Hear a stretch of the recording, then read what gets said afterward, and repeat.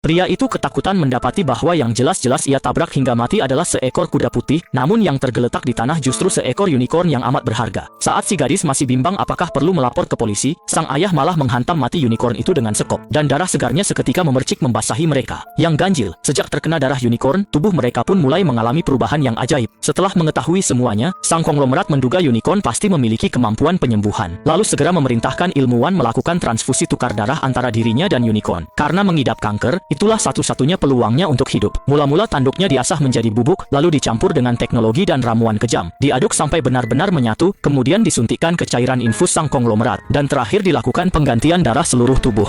Keesokan harinya, tubuh sang konglomerat pulih bagai mukjizat. Raga 80 tahunnya mendadak kembali bertenaga. Keluarganya sampai terharu, tak menyangka khasiat unicorn sedemikian dahsyat. Saat itu ia pun melahirkan gagasan berani. Bila produk unicorn dijual kepada para konglomerat di seluruh dunia, hingga ia menjadi orang terkaya sedunia, bukankah itu tinggal menunggu waktu? Melihat yang lain begitu antusias, Meina justru diliputi rasa gelisah. Ia segera ke kamar mencari data tentang unicorn, dan mendapati makhluk ini pertama kali muncul pada abad lalu. Kala itu, kaum bangsawan kerajaan yang mengetahui daya sembuhnya mulai memburu dan menangkap besar-besaran. Tak disangka mereka tertimpa kesialan dan akhirnya mati mengenaskan secara ganjil.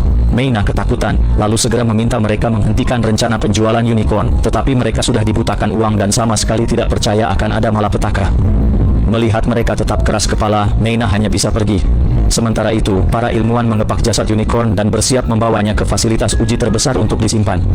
Para konglomerat pun mengangkat gelas merayakan kemenangan. Namun saat itu juga, lampu di laboratorium mulai berkedip tanpa henti. Detik berikutnya, seluruh rumah mewah itu jatuh ke dalam gelap gulita. Meina mengangkat ponsel untuk menelepon, tetapi layar mendadak mati, seakan terganggu sinyal. Ketika mereka hendak memeriksa penyebab listrik padam, sebelum sempat bereaksi, darah sudah memercik membasahi asisten perempuan. Saat diteliti, tanduk itu ternyata telah menembus tubuh sang dokter. Dalam kepanikan, Mark mendadak melihat bayangan hitam mengerikan muncul di luar gubuk. Jelas, unicorn itu tidak hanya satu. Kawanannya datang untuk membalas dendam.